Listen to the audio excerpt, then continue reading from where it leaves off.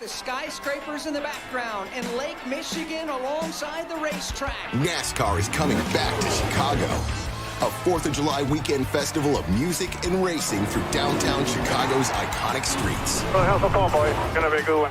The biggest names in music headline the stage, while the brightest stars in NASCAR chase the checkered flag. That's very cool. The Chicago Street Race Weekend. For tickets and experiences, visit NASCARChicago.com. Roll Tide and welcome to this Thursday edition of Crimson Drive, driven by NASCAR. This is Roger Hoover. Great to be with you from our studios here in Tuscaloosa. As we're talking more football as we are getting closer and closer to the start of the 2024 football season. We'll go through everything coming up on the show today, plus our headlines thanks to our friends at RJ Young. RJ Young is the official technology solutions provider of Crimson Drive. They've given us a smart board to go through everything in a real interactive way here on the show. First things first, we'll be talking football with defensive lineman Tim Keenan III. His playing time has increased over the last few years. You'll hear about that, plus what's ahead for him this fall with the Crimson Tide. Then we'll take a look at episode 3 of the Bama Standard, fueled by Gatorade. And the focus of the Bama Standard this week is Deontae Lawson. He'll be joining us after we watch that episode. Deontae will be joining us to give us a real breakdown of some different things from inside the episode, plus general thoughts on Alabama football. Take a look at our headlines. We're into the off season, and you can tell we only have one slide. Usually we typically have 5 or 6, or at least 4, getting through all the different sports. But right now, across Alabama athletics, huge congratulations to a national champion, Doris Lemon-Gole, who has now been announced as a semifinalist for the Bowerman Award, recognizing the best in collegiate track and field. Softball continues to add players from the transfer portal. Caitlin Riley joining Alabama from Ole Miss. Just added another player today from UNC Wilmington. Full details available at RolledTide.com. And also the men's golf team, very active in the transfer portal as well. One of the best players from mid-major golf joining Alabama, Dominic Clemens. So great to see that for the Crimson Tide men's golf team. And as I mentioned, if you missed it, the Bama Standard episode 3 is out now on all of our social media platforms, as well as Alabama athletics, Alabama football, and it's coming up very shortly when we take a look at Deontae Lawson, his experience with the Crimson Tide football team, and a little bit of experience as well in NASCAR. But we'll start the show today by checking in with Tim Keenan III, a very energetic member of the Alabama locker room that keeps everybody loose and in good spirits. I think you'll see why coming up as we look back at our conversation with Crimson Tide defensive lineman Tim Keenan III. Roll Tide and welcome back to Bryant-Denny Stadium. We're inside the Advantage Center. I'm Roger Hoover. Now pleased to be joined by Alabama defensive lineman Tim Keenan III. Tim Keenan, Roll Tide. Welcome to Crimson Drive, driven by NASCAR. Man, Roll Tide, man. How you doing? Thank you for having me today. Yeah, we're really glad to have you with us as, of course, all Alabama football fans are feeling pretty good in June. The season's just around the corner. How important is this time for you and your teammates to get ready for the fall? Well, you know, it's very important just with summer workouts, just getting compensated and get accompanied with the new scheme and stuff from the spring. So just really having fun, getting your body right, taking care of yourself in order for the upcoming season. What did you like about this spring for you? I like the new, especially to my young guys. Got to see how they developed over the course of the season, what they've been working for, because during the season, everybody doesn't get, the same amount of reps. But during spring, that's when it's like, all right, everybody spot up for grabs. So just to see them compete for different things like that and jobs was very fun for me. Who's impressed you among the young group? I really have to say like all my freshmen, man, from Saya Fager to Jeremiah Beeman, then like Jordan Renard, Edric Hill, Keon Keelan, he got moved to the D-line, so he's been making improvements like that too. James Smith, and I don't want to forget anybody. So, but if I didn't say your name, bro, it's all love. But yeah, they definitely been working hard, and I'm excited to see them. They make me want to work harder just because they working harder too. So you've got to know those guys. How about getting to know LT Overton, who transfers in from Texas A&M? Yeah, LT, man, LT, that's my guy. LT a real laid-back dude, like real funny guy. LT a little trickster too. But nah, LT, sounds that's like my there's guy. some stories there. Yeah, LT, that's my guy, man. Definitely a great, factor to the defense. Like LT be on that edge, and sometimes I be too busy watching what he did on the play instead of watching myself, because it was just like, hey, bro, that was a good rep right there. I like the way you did that. But yeah, I'm happy to definitely have him. Yeah, he was just in that seat a while ago, and he's like, yeah, you're going to enjoy talking to Tim. He said he's funny, energetic. What, you sing sometimes? Like, you keep the locker room loose? Yeah, man. I just try to be that ball injured and just be the. It's funny. God allowed me to have a biology teacher my 9th grade year in high school, and she taught about life, but she really taught about life. Like, she used to give us quotes, and the biggest quote that I took from it was, "Be the light everywhere you go." So I'm just letting God's light shine through me, and I appreciate him for allowing me to have it. And through singing sometimes. I mean, what are you filling up the locker room with, or the D-line meeting room?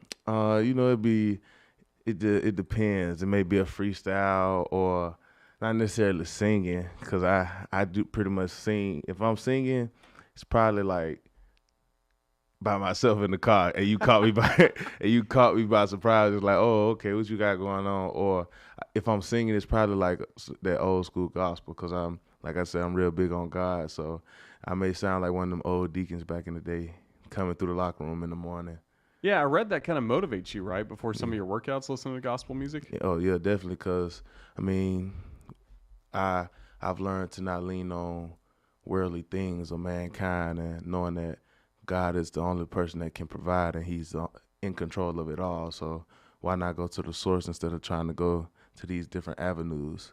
So, but yeah. And it's led you here to the University of Alabama, getting to play for the Crimson Tide. Let's take it all the way back. I know you got your Ramsey high school jersey on. Well, not necessarily yours, but a member of Team Keenan, right? Yeah, this is my favorite player. You feel me?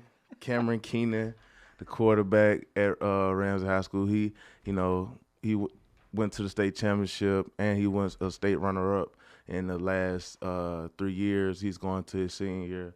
And I'm just excited to see him grow up, just to see him mature. And because starting out, he wanted to play D-line like me, but he was too, pretty much his mind was too developed for what he really wanted to do. Like, just seeing him know how to control the offense at a young age and just be so poised and whatnot. I'm excited to see what he does this season. But yeah, shout out to Ramsey. And just like we talking about my old school, I finally got somebody on the team from my high school, QB Reese. I'm really excited about that, man, just to have him finally up here and finally get to say, like, yeah, man, yeah, we went to the same school. So, we putting out product, and Ramsey is an IB school, so a lot of people like to say this and that, but Ramsey producing scholars, because we got kids going to Yale, making 36s and stuff on the ACT. So Ramsey definitely got the books, and now, it's definitely was people before us, like Justin Wisenhunt, Starlin Thomas, who's right now on the Cardinals. Just to see these guys that laid the foundation for us, and now that we, coming through, like Jeremiah Williams, me, Cameron Ivory, William Hardy, all these different other guys, Cameron Thomas, who just was at Austin Peter's, now is at UTEP. I'm sorry, I didn't mean to bump that. But yeah, man, just all those guys showing the athletic side too, showing you could be a really student athlete. I'm happy to have QB here on the team with me now. Yeah, really good athletic tradition at Ramsey. And did you love just high school football in Birmingham, getting to go over the mountain, play those schools a lot, play some really great schools all over the state? Well, the beautiful thing about Ramsey is we didn't really have no home field, so every game was kind of like an away game. But when we did have home games, we played at Legion Field, so I really enjoyed that. And I was able to host my first youth camp at Legion Field too. So Birmingham, that's my home. I really love it. I love the city, and I just enjoyed the competition there. Like Bama, a lot of people want to talk about Bama ball, but Birmingham City, like it's definitely some dogs up in there, from Parker High School all the way to J.O., man, just all the way to Carver, Birmingham, the whole Birmingham City School organization. Who got you going in football? What was the spark of all this for you? So my dad, he definitely put the ball in my hands and stuff like that, was working with me. 4 years old, I didn't really know what I was doing. They knew I was like a daredevil. Like, I didn't have no fear. Like, if you told me to run through a wall, I'll probably try to do it. Because you said, the coach told me, or my mama told me I needed to do it, and I said, my mom, CPS, Child Protective Services, don't. She wasn't telling me to run through a wall, but she was just saying I didn't have any fear. But it's funny she said that because in the Bible, in it's a verse, it says, God did not give you the spirit of fear, but of peace, love, and a sound mind. And it's in the Bible in Timothy. I don't want to quote the wrong verse, but it just turns out it was funny that way. But yeah, just that daredevil mindset. This is my whole time living. Yeah, and your mom was pretty involved with you, right, with all sports, not just football, but also some baseball, thanks to the help of your sister and all that stuff. I mean, you guys were a very athletic family. Definitely. Like my sister, she's really the toughest out of both of us. Like she showed me how to go after the best player and want to guard. You got to go guard the best player. She showed me how to, handle her books off the field or off the court and whatnot. And just being poised and doing because I used to ride with her to go to basketball practice sometimes and stuff like that. So just seeing her, I used to be like, sis, you look kind of tired.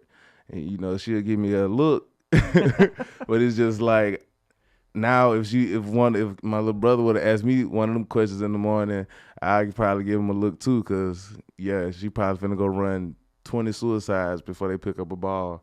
Because somebody didn't close out the right way at practice yesterday. So, but I just got to see her in her element.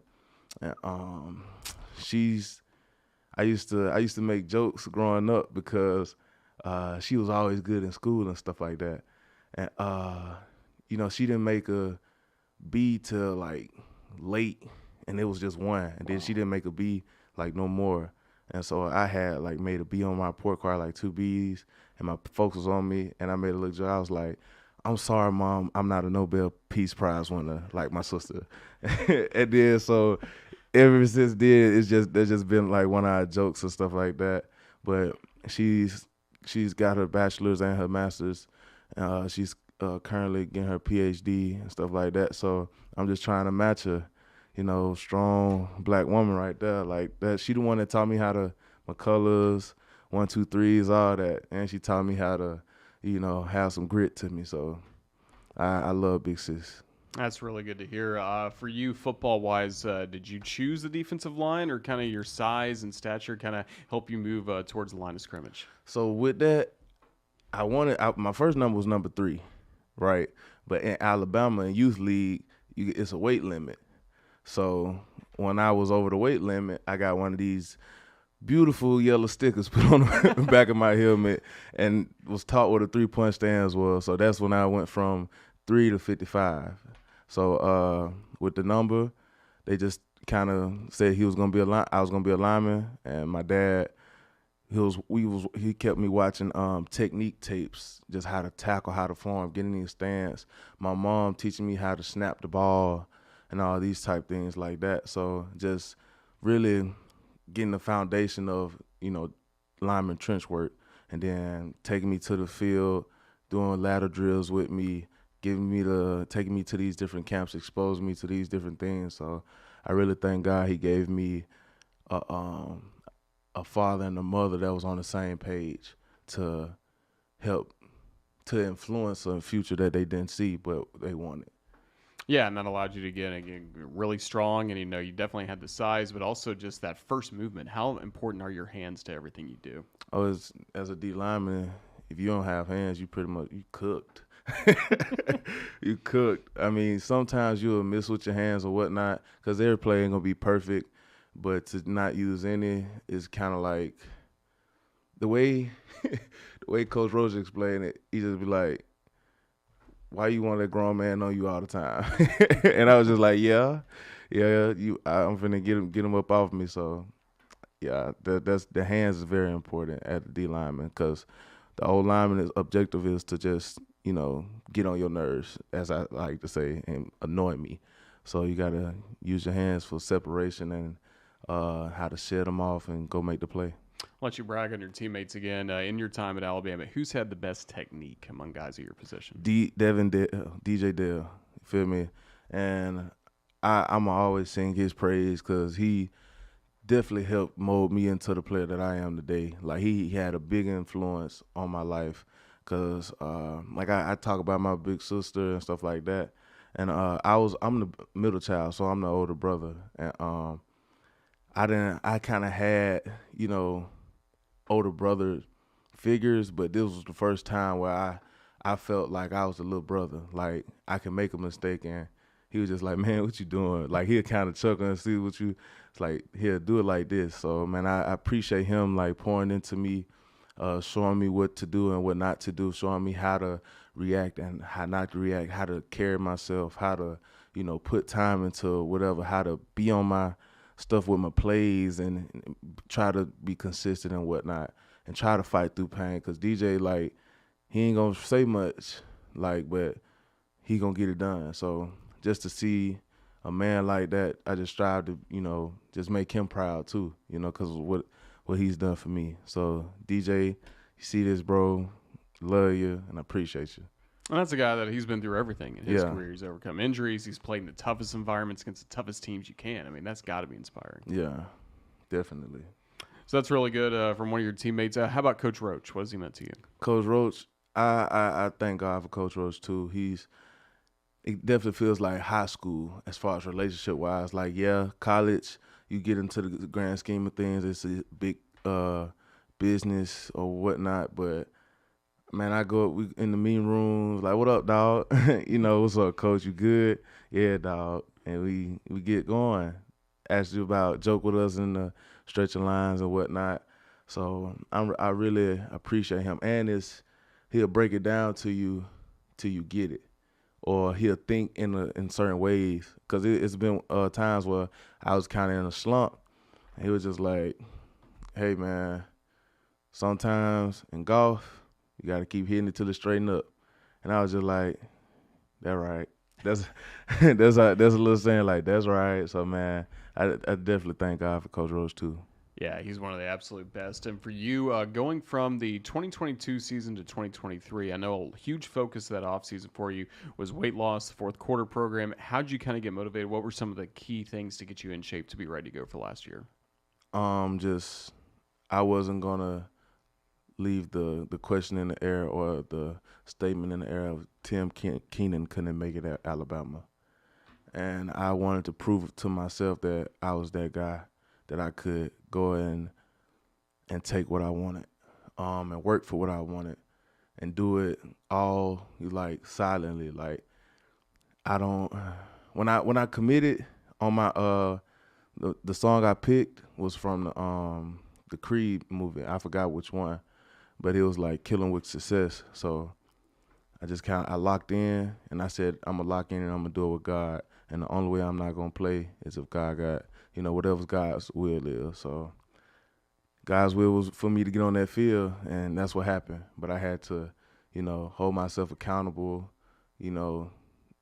lock in, had to push away from the table a little bit, had to stay at the facility some extra hours, had to go do stuff when I didn't want to do it, and really show if I really wanted to play that season, if I really wanted to go make tacos, if I really wanted my name to be called first in the lineup, because that was probably the most surreal thing for me, especially after that whole summer and that whole spring and that whole season of just heartache and blood, sweat, and tears trying to achieve something, and to hear the first name, in the starting lineup is mine from Birmingham, Alabama, Tim Keenan, the third, and it's just, I cried right quick the first game because it was like, man, thank you, Jesus, but, we still got work to do.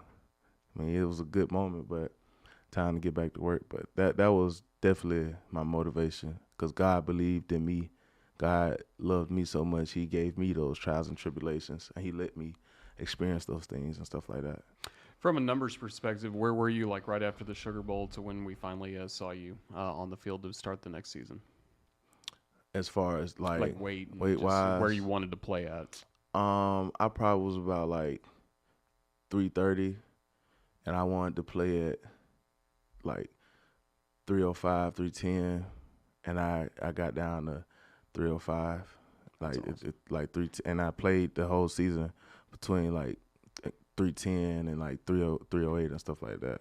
So, Man, I proved to myself sometimes God will show you how strong you are, and sometimes you don't want to know how strong you are either, but it ain't on your timing. It's Absolutely. on God's timing. Yeah. And then how much did that help you going into the fourth quarter program this past year? Just the mindset of mindset was always like, okay, fourth quarter, I'm finna manhandle it. I'm finna choke it out. But then, Coach Saban ended up retiring. It was just like, oh, okay. Now it's really on that. I really have to do that. Really on that timing. So it was just fun, just looking at it as like I'm in control of this. I own you fourth quarter. Like really talking noise to fourth quarter. Like in my head, a lot of people may like laugh at certain things, but when you speak affirmations out loud and you kind of like hyping yourself up, you really believe it. Because if you speak it, it becomes speaking into existence. Because the power of the tongue is real. So if you speak positive things will come back. And that's what I did. I told myself, I was like, God, I want to play. And I said, I thank you for being a starter. I used to do that every day, and that's what influenced my drive. I was like, fourth quarter, I'm finna own fourth quarter. I'm not quitting. If I throw up, I'm gonna throw up on myself because it is what it is. Which I didn't throw up on myself because I was like, that's nasty. But it does happen. But if it had to get like that, yeah. But that's just the drastic thing I have to do. But nah, I don't like things feeling like they control me. If that's because when I feel like something control me, I'm not God. I feel like God's not in control. So that's why I do that. Looking back to your play on the field as well last season, what are some of the games or the moments or any plays you made you're most proud of? Definitely going to talk about Texas A&M because as an interior defensive lineman, just to get a sack or just to touch the quarterback is amazing. Like, because you had to pretty much be the double team half the time. And then just to have enough time before he throw it, not to get a flag and he got the ball, your eyes get real big. You run up on him. And I went one of my first sacks no other way, especially like with Big Heem in Dallas, just to be out there. Like last season, like me personally, I just enjoy being out there with my teammates. I'm a real big fan of my teammates. Like I love celebrating them. I really think they're the best athletes in the world. Like me and Kool-Aid, we grew up together playing pee-wee ball. Like I was just like, man, I just want to let you know I'm a big fan, bro. Like I'm a fan of my teammates. I don't care about like they were, saying, I'm on a bandwagon or whatnot. You supposed to support your brothers. You supposed to show love to your brothers. Like Dallas, like JC, all them boys. I just think of like, man, I play with them. They're my teammates. Not them boys in the league getting paid, living their dream, man. So just salute to them and just pretty much just thanking God to be able to experience those things as far as enjoy to be tired, enjoy the adversity, just to be out there on the field. Because I remember I was behind that thick white line, that thick white line. I went in between the white lines, behind that thick white line on the side. So just trying to be grateful for every moment. Yeah, when we talk about, that sack you had against Texas A&M, you talked about, your eyes get big. All of a sudden, you're right there at the quarterback. You know you're going to make the play. We know that happens so fast. Yeah. How in a moment like that do you make sure you're not targeting? Because I think all football fans, like the rule for some reasons, don't like it for some other. But in a split-second moments, how do you kind of go about that? I'm sure it goes back to practice. Well, if you targeting, for me, I'm pretty much trying to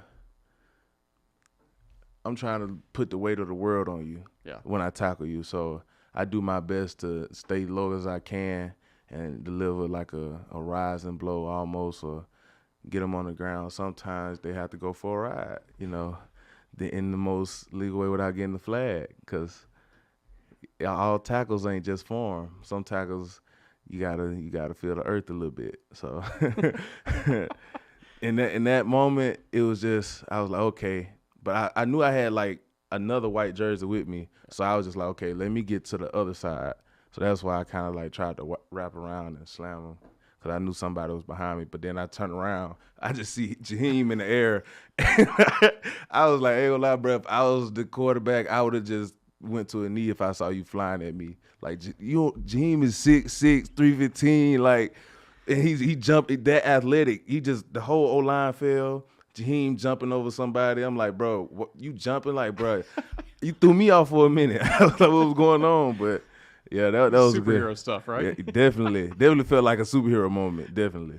That's so good. Well, and again, you got to love as well then a team that has the mindset of, hey, we're going to try to run the ball against Alabama. I mean, that has to fire you up for playing on the line. Yeah, it definitely does, because we take it as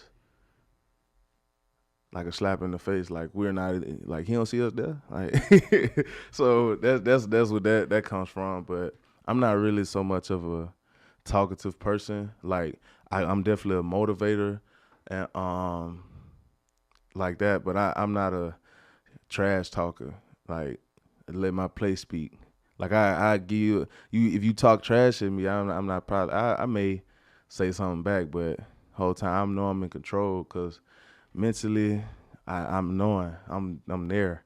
Like I can run some mind games. I can have you mad at me the whole time. I'm knowing you so mad at me, you're not even finna run the play with you that you trying to design. But it's just some games like that. Because I mean, most of the time we be winning anyways, or it's just like, bro, why you talking to me? But I ain't even say nothing to you. Like I'm the best I am. Like, all right, cool.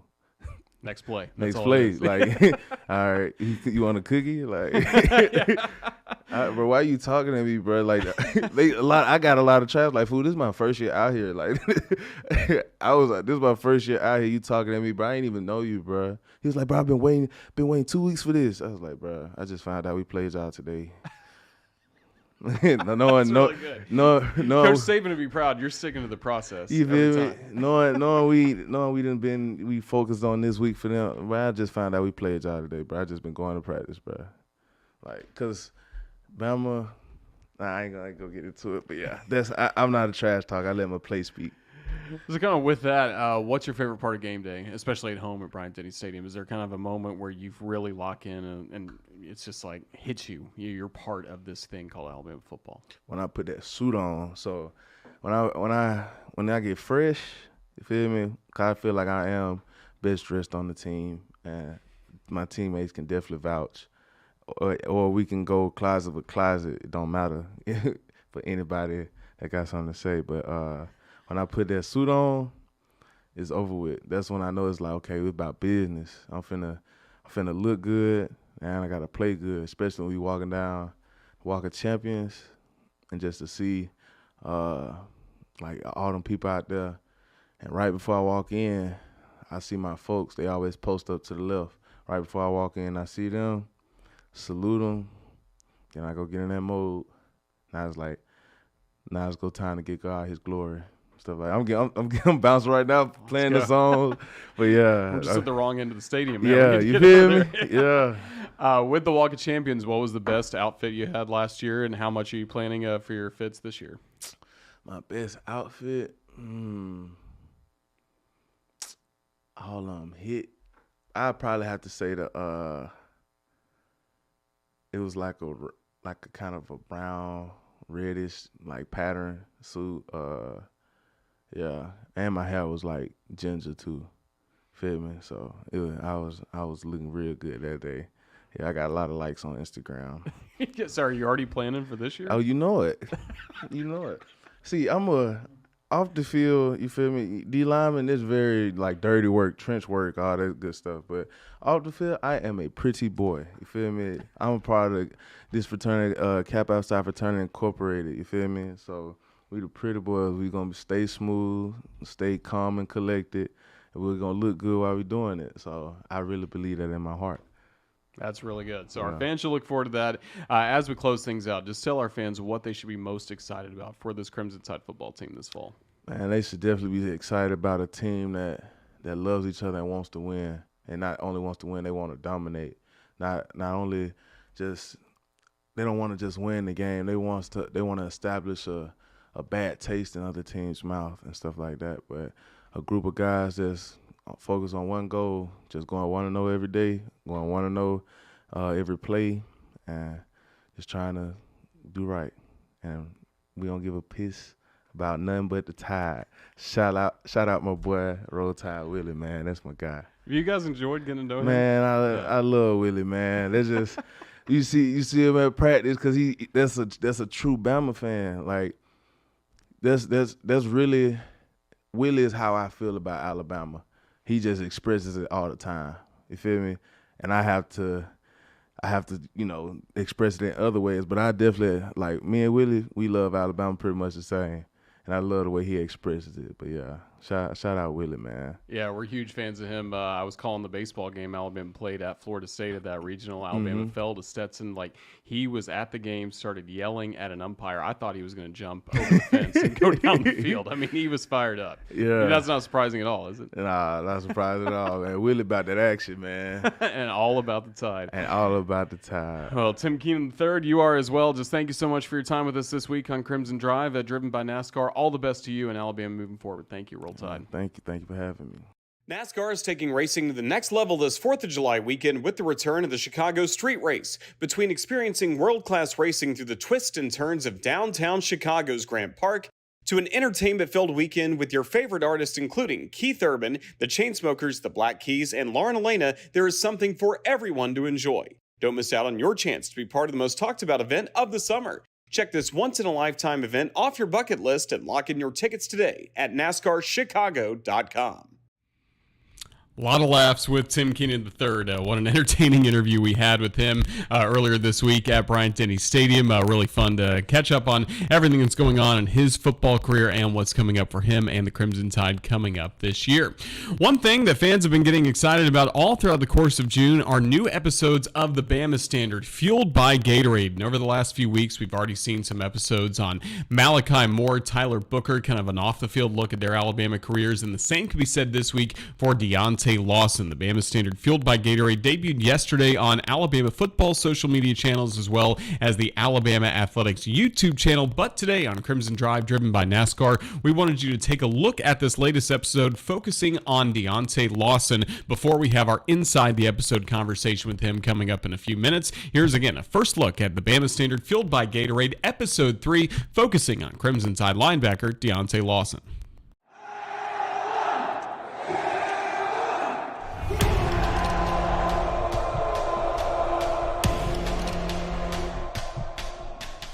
When you talk about the Alabama Standard, you just think about winning and, dominating every game, every play, every moment. He gets shut down again. Deontae Lawson is there. Off the right side, got face planted by Deontae Lawson, another third down and long. He's the leader of this Alabama defense. I mean, he's the alpha. Everybody follows. He's very smart, makes all the calls. One of the best linebackers in college football. Nick Saban even said, one of the best linebackers when it's all said and done before he leaves that's going to come through here. You're going to run the ball, you might want to try blocking him. Yeah, exactly. Growing up watching Alabama, all they did was dominate and win games and win championships. And that's what I think about when I think about the Alabama Standard.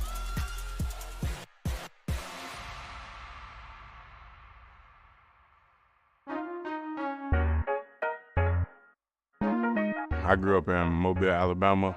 We played good football down there, I think. Growing up, it was kind of different for me. I started playing at the age of 5. My stepdad put me in football for the first time, and I loved that game from the age I started, and up until now, I just kept my head down and kept working.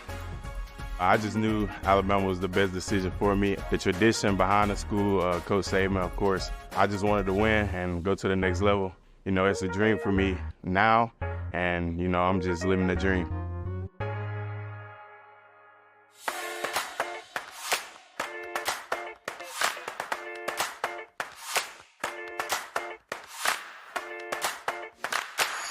Bucky Nuggets, I just put you on. Back when I used to do my spring break visits.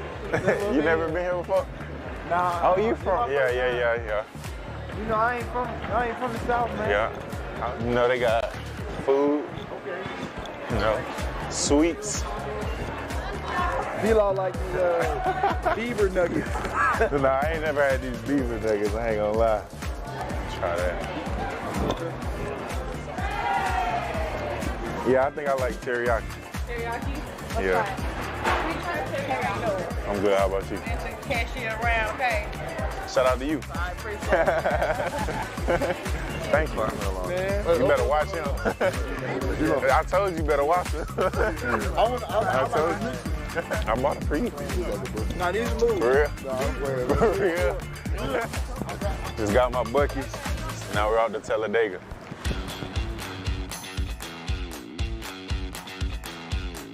I think to watch a NASCAR race would be fun. It's something that I've never done, but you know, I'm excited to actually watch it. I mean, it's something I've seen like on videos or something, but nothing in person. So I think it'll be pretty cool. Yeah. What the? It match. That's the thing. It match too much. What you mean too much? Like he need to pop a color. He ain't got no color. Okay. I'm chilling. It's a chill fit. You can wear them. I just wanted to win. Drivers, start your engines. This is the guy. We got to mess around, we ain't going, baby. We go. Oh, the block, and around goes the 34. And Reddick steals one. For a few recruiting cycles, now all of a sudden the physicality, you can push around a defense like that. And that's how Alabama's built. Deontae Lawson with the sack. It's a loss of 12. You know, at the beginning of the season, you know, we got off to a hot start the first game. And then, you know, the second game, it didn't go so hot for us. After that moment, we got together and we noticed that we had to make a change or we could be out of this thing quick. And, you know, that's what we did. And we bought into the process and did all the things that we needed to do to be a successful team. Good, nice and tight, thick and through. Remember, below and inside. It was perfect, right? But then in this position, be ready to make a tackle, right? Don't do all the work, right, and then not be able to finish and make the play. Hey, you're number 0 now?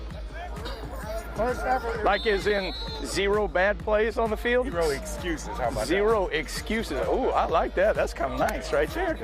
But let's do the 0 bad play thing too. I didn't have no thought about like leaving to go to another school or anything. When I found out Coach DeBoer was here, you know, I was ready to accept it and, you know, adapt to whatever I needed to adapt to and keep as many people here as I could. It is a defense where, you know, players can make plays and we got guys that can fly around and we just all have to make sure we're on the same page and we can all play fast. But I mean, you know, it is different and I had to learn to change around that. You know, I want to be a champion before I leave here. You know, I just want to be that leader. I think my best trait is I just lead by example. I mean, you can just watch what I do, watch how I do it, and, you know, start to pick up on that quickly. Becoming more of a vocal leader, definitely getting better, and I think that's becoming a big change. You know, just going with me day to day and see how I move.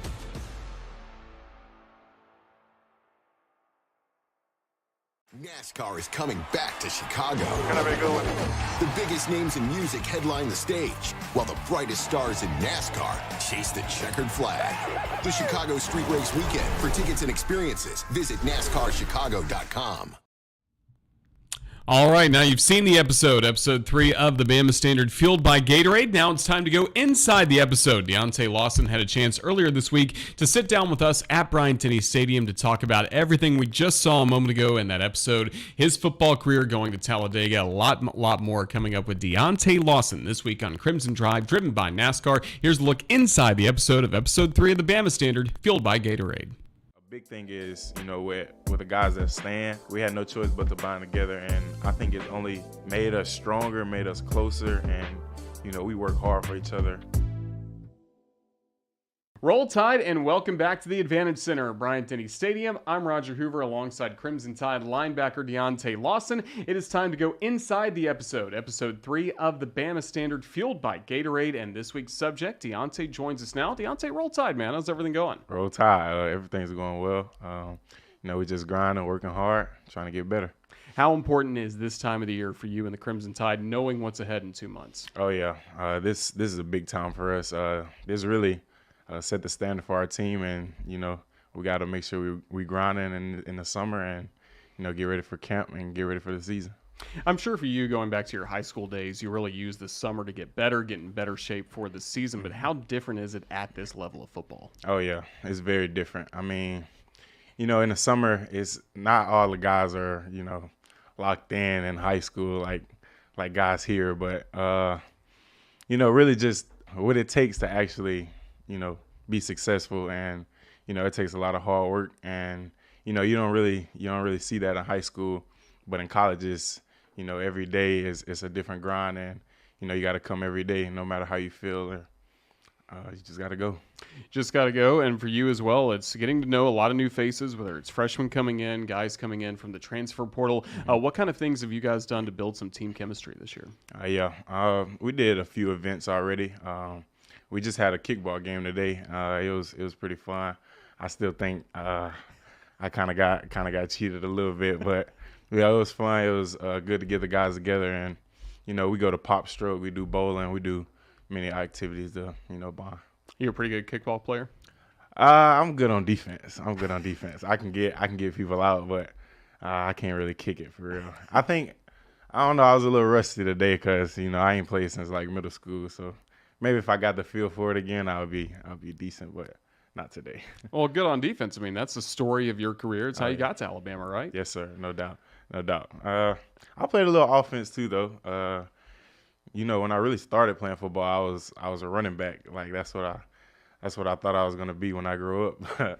But I got to high school and it kind of just changed. I moved to outside backer, and the rest was history. Rest is history. It's led you here to Alabama. Looking back at this past season, a lot more playing time for you. What are you most proud of when you look back at your body of work in 2023? Yeah. What I'm most proud of is just able to bounce back. I battled some injuries, and it kind of hit me hard. But I stayed strong, kept my faith in God, and persevered through it. And that was something that really stuck with me last year. I really learned myself as a person more than just on the football field. Just seeing how much it really takes to, get to where you're trying to go. And, it's going to be bumps and challenges in the road, but you just got to keep going and wake up the next day and keep going. And all that hard work led to an SEC championship, an appearance in the Rose Bowl, and then things changed for you and the Alabama football team quickly after the Rose Bowl with Coach Saban's retirement. How'd you kind of navigate that period with Coach retiring, and then a few days later getting the news that Kalen DeBoer is going to be your new head coach as he arrives with his staff in Tuscaloosa? Yeah. When Coach Saban retired, it hit everyone hard. That's the main reason, like, people come to Alabama, just the history and tradition that he brought. And, but I kind of knew they were going to bring somebody in that was, a winner. And, they couldn't just – it was nothing going to be Coach Saban or, his way or anything. But, the next best thing to it, I think. And, when Coach DeBoer got here, we had a meeting. And, the things he said in the meeting, it hit me because, he's hungry just like we are. He didn't achieve his goal that he wanted last year with his team, and we didn't either. So I think it's a great connection that he was the guy. Obviously, you're glad he's in place, but you wanted to see who's going to be your position coach, your defensive coordinator, and Kane Womack comes over from South Alabama. What have you liked getting to know him? What was spring practice like playing for him? Yeah, high energy guy, a coach I love to play for. I'm gonna love to play for. He just bring the same energy every day. Make sure his guys in the room is good, and I just think he's gonna get the most out of his players. He comes every day with the same mentality, same energy. Just high energy guy, and he's a great fit. What do you feel like is going to be your role in the defense this year? Signal caller.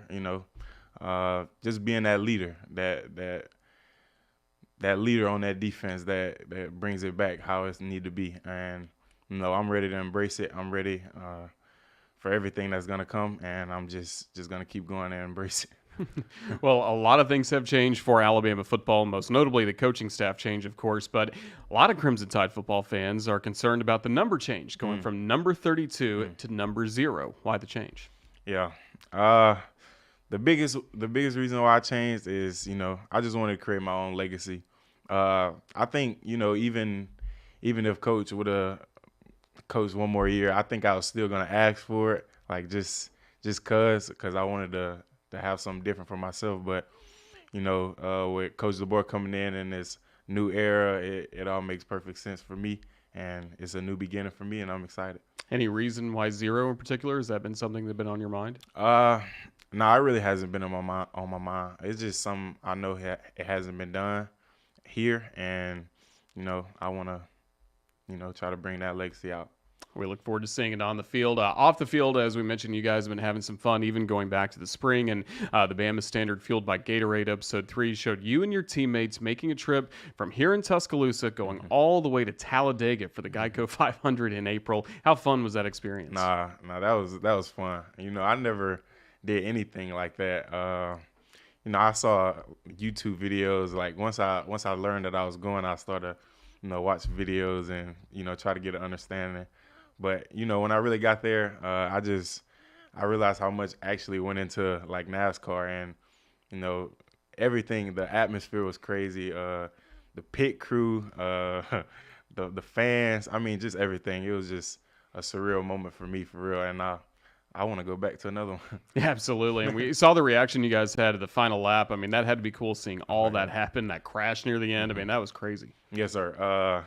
Yeah, because, they're driving. It's like, I think it was 188 laps. And, I wasn't paying attention to all 188 laps. But, I got to that last couple laps and, they started bumping each other. And I don't know, that was just cool to watch, actually. But, yeah.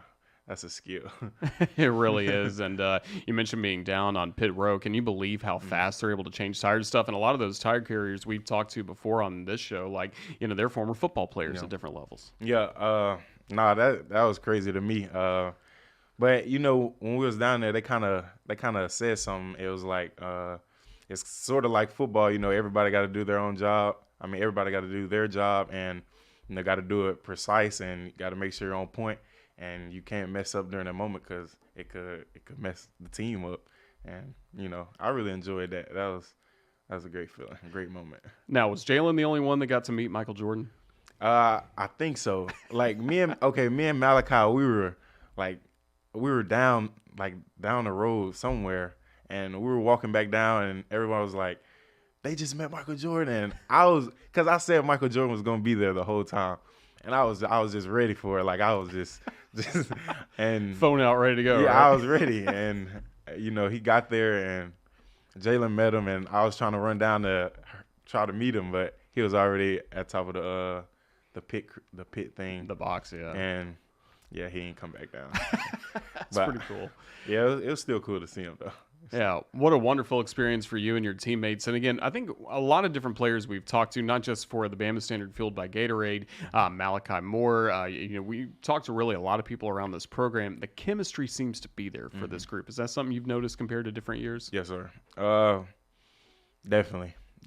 And I think a big thing is, with the guys that stayed, and the guys that were coming in. I mean, we had no choice but to bind together, and I think it's only made us stronger, made us closer, and we work hard for each other in these workouts and everything that we do. So yeah, I'm excited for it.